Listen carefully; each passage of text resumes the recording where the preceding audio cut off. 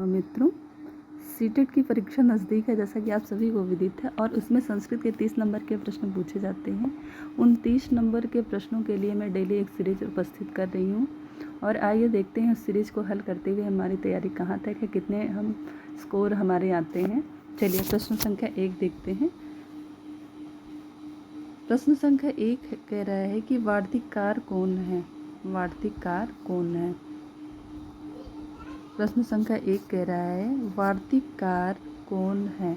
अच्छा, ये प्रश्न लगभग जितने भी हम आपको सीरीज दिए हैं अभी पिछली बार किसी न किसी रूप में पूछा गया। कभी पूछ लिया गया पाणिनि की रचना क्या या पतंजलि की रचना क्या, कभी पूछ लिया गया वार्तिककार कौन है, महाभाष्यकार कौन है। कुल मिला के जो ये 3 कवि ऊपर के ABC में देख रहे हैं, ये तीनों कवि बहुत इंपॉर्टेंट हैं व्याकरण की दृष्टि से, और वरदराजाचार्य भी इंपॉर्टेंट हैं, लेकिन ये तीनों बहुत ज़्यादा इंपॉर्टेंट हैं तो इनके चांसेस ज़्यादा हैं। तो इसमें पूछा गया वार्तिककार कौन है, तो वार्तिककार जो है ये आपकी कात्यायन है। कौन है? कात्यायन। वार्तिककार कात्यायन है। इन्हीं कात्यायन को एक नाम और दिया गया है वररुचि, और एक नाम से ये प्रसिद्ध है। कौन सा नाम है? वररुचि। ठीक है, इन्होंने क्या लिखा है? वार्तिक लिखा। अब ये देखिए पाणिनि जी जो हैं इन्होंने अष्टाध्यायी लिखा। क्या लिखा? अष्टाध्यायी, जिसमें 8 अध्याय हैं। ठीक है, अब तीसरे जो कवि आते हैं ये हैं पतंजलि। इन्होंने महाभाष्य लिखा। ये सारे के सारे व्याकरण ग्रंथ हैं, महाभाष्य। ठीक, वरदराजाचार्य ये कौन है? ये जो है भट्टोजी दीक्षित के शिष्य हैं और इनने भी मतलब व्याकरण ग्रंथ लिखा। उसका नाम है लघु सिद्धांत कौमुदी। क्या लिखा? लघु सिद्धांत कौमुदी। ठीक, तो चलिए इस एक प्रश्न से कितने सारे प्रश्न। पहला ये हुआ कि वार्तिककार कौन है, जिसका उत्तर क्या है? इसका उत्तर है कात्यायन है, और कात्यायन को वररुचि भी कहते हैं। 3 प्रश्न हो गए। अब पाणिनि ने क्या लिखा? अष्टाध्यायी लिखा। अष्टाध्यायी किसने लिखा? पाणिनि ने लिखा। 5 प्रश्न हो गए। पतंजलि ने क्या लिखा? महाभाष्य लिखा। महाभाष्य किसने ने लिखा? पतंजलि ने लिखा। 7 प्रश्न हो गए। और है वरदराजाचार्य ने क्या लिखा? लघु सिद्धांत कौमुदी, और ये किसके शिष्य थे? तो ये भट्टोजी दीक्षित के शिष्य थे। ये 8 प्रश्न हो गया। और एक और प्रश्न आता है कि मुनित्रय के अंतर्गत कौन आते हैं, तो मुनित्रय के अंतर्गत पाणिनि, कात्यायन, पतंजलि ये तीनों आते हैं। इस तरीके से कुल मिला के एक प्रश्न से 10 प्रश्न आप लोगों को जानकारी मिली। चलिए समय बहुत कम है, इसलिए हम फटाफट प्रश्नों को हल करते हुए आगे बढ़ते हैं और जल्दी रिवीजन जल्दी एक सरसरी नज़र डालते हुए चलते हैं। संक्षेप में आप लोगों को हर प्रश्नों का जो व्याख्या वो संक्षेप में देते हुए चलेंगे। चलिए अगला प्रश्न देखते हैं। प्रश्न संख्या 2 क्या कह रहा है? प्रश्न संख्या 2 कह रहा है कि ऊष्म व्यंजन के अंतर्गत आने वाले वर्ण हैं। ऊष्म व्यंजन के अंतर्गत आने वाले वर्ण हैं 11 लावा, शाशा शाह, शाशा शाह, आयुड़ा। अच्छा देखिए, 2 कन्फ्यूजन के लिए दे दिया है यहाँ। शाह पूरा नहीं पढ़ा, बस शाह देख लिया तो ये मार सकते हैं, लेकिन ये गलत है। शाह आता है ऊष्म व्यंजन के अंतर्गत। अच्छा, इसको ऊष्म व्यंजन क्यों कहा जाता है? ये भी एक प्रश्न बनता है। इसको ऊष्म व्यंजन क्यों कहा जाता है? इसको ऊष्म व्यंजन इसलिए कहा गया क्योंकि इसको उच्चारण करने में एक तरीके ऊष्मा बाहर निकलते हैं। बोलिए शा हा, तो ऊष्मा निकल रही है, गर्मी निकल रही है, इसी कारण इसको कहा गया ऊष्म व्यंजन। ठीक है, अगला प्रश्न जो 2 है उसका ऑप्शन ए दिया गया है, यारा लावा। ये यारा लावा क्या है? इनको अर्ध स्वर कहते हैं, अर्ध स्वर। उसके बाद इनको क्या कहते हैं? अंतस्थ क्यों कहा गया इनको? क्योंकि इनके उच्चारण में जो हम वाणी होती है वो मतलब स्वर होता है अंदर ही स्थित रह जाता है, ध्वनि अंदर ही स्थित रह जाती है। जैसे यार अलावा देखिए मुख के अंदर ही बोला जा रहा है, मुख से बाहर नहीं निकल रहा है, इसी कारण इनको अंतस्थ कहा गया, और ये स्वर वर्ण भी हैं। चलिए अगला प्रश्न देखते हैं। प्रश्न संख्या 3। प्रश्न संख्या 3 कह रहा है पाणिनि के अनुसार प्रत्याहारों की संख्या है। पाणिनि के अनुसार प्रत्याहार कितने हैं? 42 है। लेकिन यही प्रश्न अगर TGT में पूछा जाए कि प्रत्याहारों की संख्या कितनी है, तो 43 है। कितनी है? 42 है। 42 है। लेकिन यहाँ पे जो सीटेट या यूपीटेट की तैयारी कर रहे हैं, अगर पाणिनि ने देकर ऐसे डायरेक्ट भी पूछ लिया जाता है प्रत्याहारों की संख्या कितनी है, तो 42 ही उत्तर सही होगा। 43 TGT के अभ्यर्थी के लिए। चलिए अगला प्रश्न देखते हैं। प्रश्न संख्या 4 एक प्रत्याहार के अंतर्गत आने वाले वर्ण हैं। अच्छा, जो महेश्वर सूत्र 14 हैं, इनसे जो 42 प्रत्याहार बने हैं, इनके बारे में भी 1-2 प्रश्न पूछ लिए जाते हैं यहाँ से भी उठा के। तो इक प्रत्याहार के अंतर्गत कौन कौन से वर्ण आते हैं? ई, ऊ, री, रे, ये आता है ई, ऊ, री, रे। अब यहाँ से ये भी प्रश्न बन सकता है कि इक प्रत्याहार में कितने वर्ण आते हैं? तो कितने वर्ण हैं? 4 वर्ण आते हैं। चलिए अगला प्रश्न देखें। प्रश्न संख्या 5, चा वर्ण का उच्चारण स्थान है। चा वर्ण का उच्चारण स्थान है। सबसे आप पहले बोलिए चा। जीभ कहाँ टच कर रही है? तालु पर, इसलिए इसका मतलब तालु सही होगा। अब इसका एक सूत्र भी है, इचू, इचू, या एक मिनट, तालु सही होगा, तालु सही होगा। एक सूत्र है इचू यस्सा नाम तालु, यानी कि ई या बड़ी दोनों ही। चू का मतलब होता है चा वर्ग। चा वर्ग में 5 वर्ण आते हैं, चा, छा, जा, जा। चा वर्ग, कौन सा वर्ग? चा वर्ग, ठीक है। और या और शा, या और सा, इन सब का उच्चारण स्थान क्या है? तालु है। इसमें एक और है, अंतिम में चा, छा, जा, जा, इया, जो इया शब्द है ये तालु के साथ साथ नासिका में भी बोले। कोई भी वर्गीय व्यंजन जैसे का, खा, गा, गा, का भी एक 5 वर्ग है, तो जो अंतिम वाला अक्षर है वो उच्चारण स्थान के साथ साथ नासिका से भी बोला जाएगा, वो 2 जगह से उच्चारित होगा, ठीक है। इस चीज़ को ध्यान में रखिएगा। चलिए अगला प्रश्न देखते हैं।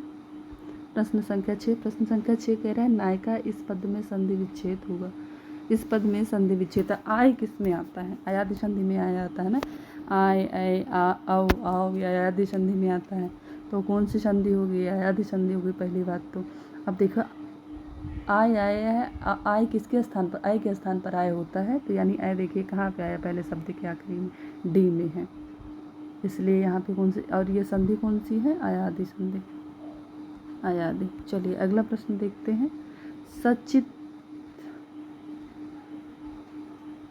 सचित में संधि विच्छेद, संधि है।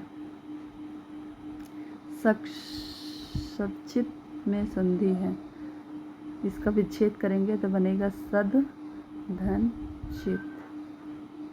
तो एक संधि है शुद्ध संधि। शुद्ध संधि कहता है कि जब पहले पद के आखिरी में, यहाँ दा नहीं होगा, ता होगा, ता वर्ग हो, ता वर्ग हो, या दंत शकार हो, दंत शकार हो, तो इस दंत शकार को ये वाला शा हो जाएगा और ता वर्ग को क्रमशः चा वर्ग आदेशित हो जाएगा। तो यहाँ देखिए ता है तो ता को चा आदेशित हो जाएगा, तो इससे बन गया है क्या? सत और चित बन गया है, ठीक है। तो इसमें कौन सी संधि होगी? जो च्युत संधि। चलिए अगला प्रश्न है प्रश्न संख्या 8। प्रश्न संख्या 8 क्या कह रहे हैं? प्रश्न संख्या 8 कह रहा है नमः शिवाय इस वाक्य में शिवाय पद में कौन सी विभक्ति है? तो नमः, स्वस्ति, स्वाहा, स्वधा, अलम, वखड योगे चतुर्थी स्यात्, इन सभी के योग में चतुर्थी विभक्ति होती है। कहीं आपको नमः दिख जाए पद में, स्वाहा दिख जाए, स्वस्ति दिख जाए, तो जिससे नमः, स्वाहा, स्वस्ति हो रही है उसमें चतुर्थी विभक्ति होती है। यहाँ पे कौन सी सही होगा? चतुर्थी। और तृतीया का यूज क्या होता है? सा के अर्थ में होता है, ठीक है। पंचमी अलग होने के अर्थ में होता है। षष्ठी से होता है।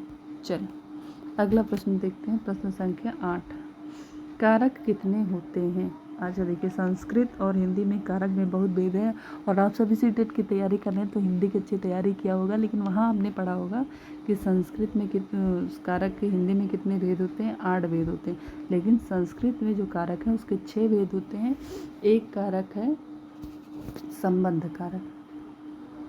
अब यहाँ से भी प्रश्न पूछ, संबंध कारक, इसको कारक के अंतर्गत नहीं गिना गया। कहाँ? संस्कृत में। संस्कृत में इसको कारक के अंतर्गत नहीं गिना गया, इसीलिए यहाँ पे 6 कारक माने गए। इसको असंबोधन भी नहीं गिना जाता है, ठीक है, इसलिए 6 पद हुए। और जबकि हिंदी में संबोधन और संबंध दोनों कारक कारक गिने जाते हैं, इसलिए हिंदी में 8 कारक है। ठीक है, अब ये प्रश्न पूछ सकता है आपसे इसके अलावा कि संस्कृत में कौन सा ऐसा कारक है जिसकी गणना नहीं की गई है। तो संबोधन की नहीं की गई। अगर ऑप्शन में संबंध की नहीं गई। अगर ऑप्शन में संबंध के अलावा और संबंध संबोधन दोनों है तो दोनों उत्तर सही होगा। ठीक है, चलिए अगला प्रश्न देखते हैं। प्रश्न अगला देखते हैं।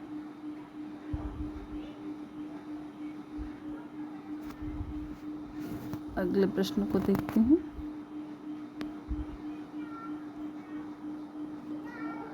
चलिए अगला प्रश्न क्या कह रहा है। प्रश्न संख्या 10 कह रहा है कि युधिष्ठिर में कौन सा समास है।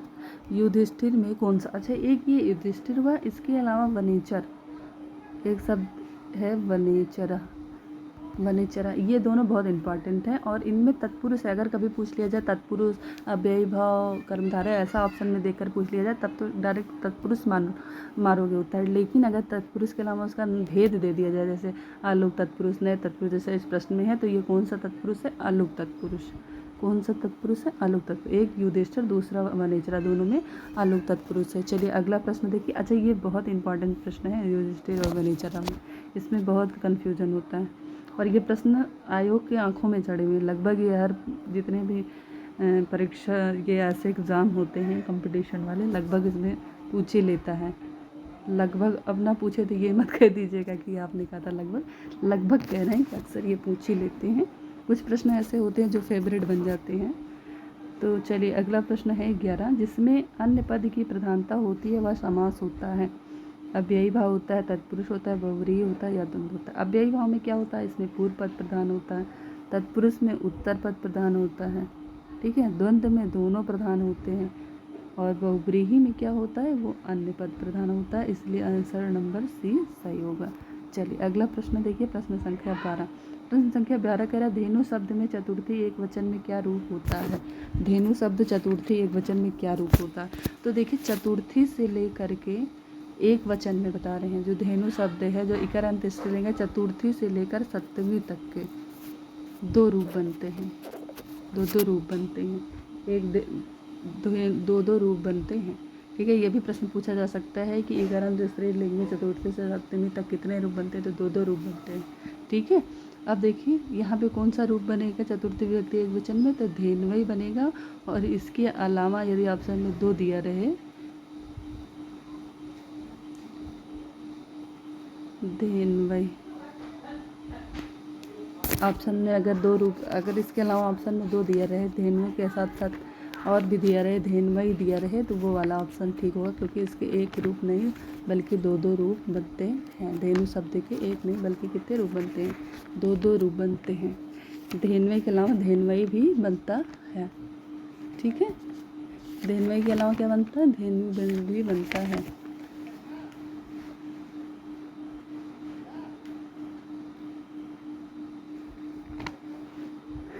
चलिए अगला प्रश्न देखिए। प्रश्न 12 हो गया। प्रश्न संख्या 13 देखिए। रामस्य पद में रामस्य पद राम शब्द के किस विभक्ति और का वचन का रूप है। तो रामस्य, अश्य वगैरह, रामस्य, कृष्णस्य, श्यामस्य, ये सब आए तो षष्ठी विभक्ति एक वचन तुरंत खट से मानो षष्ठी का एक वचन है। ठीक है, और राम आए तो षष्ठी का बहुवचन, सु आए तो सप्तमी का बहुवचन, सु आए तो सप्तमी का बहुवचन अकारांत में। ठीक, अगला प्रश्न देखिए। प्रश्न संख्या 4। आस्था धातु लोट लकार मध्यम पुरुष द्विवचन में रूप होगा। एक प्रश्न ये तो पूछा ही गया है क्या रूप होगा। इसके अलावा एक प्रश्न और पूछा जा सकता है कि आस्था धातु को कौन सी धातु आदेश हो जाती है। तो आस्था को तिष्ठ आदेश हो जाता है। क्या आदेश हो जाता है, तिष्ठ, त्रिष्ठ नहीं तिष्ठ, यहाँ हमने त्रिष्ठ लिख दिया। आस्था को क्या आदेश होता है, तिष्ठ, और इसका रूप बनेगा तिष्ठति, तिष्ठता, तिष्ठति। और कंफ्यूजन करने के लिए कभी का स्थति इस तरीके से रूप भी दे सकते हैं। तो यहाँ वैसे उत्तर सही होगा तिष्ठेयम, तिष्ठति, तिष्ठता, तिष्ठन्ति। लोट लकार पूछा गया, तिष्ठत, तिष्ठताम, तिष्ठन, तिष्ठ, तिष्ठतम, तिष्ठत, तिष्ठान, तिष्ठ। लोट लकार तिष्ठ, तिष्ठत, तिष्ठत, तिष्ठताम, तिष्ठन्त, तिष्ठ, तिष्ठतम। तो यहाँ पे क्या होगा, मध्यम पुरुष तिष्ठतम होगा। चले तिष्ठाओ, ये तिष्ठाओ, तिष्ठाओ में तिष्ठाओ, ये जो है उत्तम पुरुष द्विवचन है, उत्तम पुरुष द्विवचन है। तिष्ठेयम, तिष्ठेय, तिष्ठेयम, तिष्ठाम। तो ये सभी के बने तिष्ठति, तिष्ठथा, तिष्ठन्ति, तिष्ठत, तिष्ठत, तिष्ठथा, तिष्ठन्तु, तिष्ठ, तिष्ठतम, तिष्ठत, तिष्ठानि, तिष्ठाओ, तिष्ठान। चलिए अगला प्रश्न देखिए। प्रश्न संख्या 15। गच्छेयम गम धातु का रूप होता है गच्छेयम। एयम, गच्छेयम, लिखेयम, पठेयम इस टाइप के प्रश्न पूछें तो ये सब विधिलिंग लकार के होते हैं। सबसे पहले समझ लीजिए विधिलिंग लकार के होते हैं। अगर मान लीजिए उसमें पुरुष और वचन नहीं दिया है तो सबसे पहला विधिलिंग गच्छेयम, पठेयम, लिखेयम, खालेयम, चलेयम इस टाइप के होगा। तो और लेकिन अब इसमें पूछा गया है कि किस पुरुष किस वचन का है, तो ये किसका है, उत्तम पुरुष एक वचन का है। विधिलिंग लकार उत्तम पुरुष एक वचन का है। और विधिलिंग लकार का एक ये है सूत्र बनता है, ऐसे करके ऐसे बना लीजिए। 3 वचन होते हैं ना, तो यहाँ देखिए यहाँ विसर्ग होगा प्रथम पुरुष एक वचन में। देखिए अगर विसर्ग किसी में यहाँ विसर्ग हो, यहाँ हलंत होगा और यहाँ भी विसर्ग होगा और यहाँ पे ना है तो विसर्ग, नहीं तो हलंत, नहीं तो विसर्ग होगा। ठीक है, बाकी यहाँ कोई हलंत विसर्ग नहीं होगा। इस तरीके से भी जान सकते हैं। चलिए अगला प्रश्न देखिए। प्रश्न संख्या 16। प्रश्न संख्या 16 क्या कह रहे हैं? प्रश्न संख्या 16 कह रहा है त्यक्त्वा शब्द में प्रयुक्त प्रकृति एवं प्रत्यय है। त्यक्त्वा, त्यक्त्वा तो त्यक्त त्यज, त्यज धातु है और कत्वा प्रत्यय है। त्यज धातु और कत्या प्रत्यय जो मिल करके त्यक्त्वा शब्द बना है। चलिए अगला प्रश्न देखिए।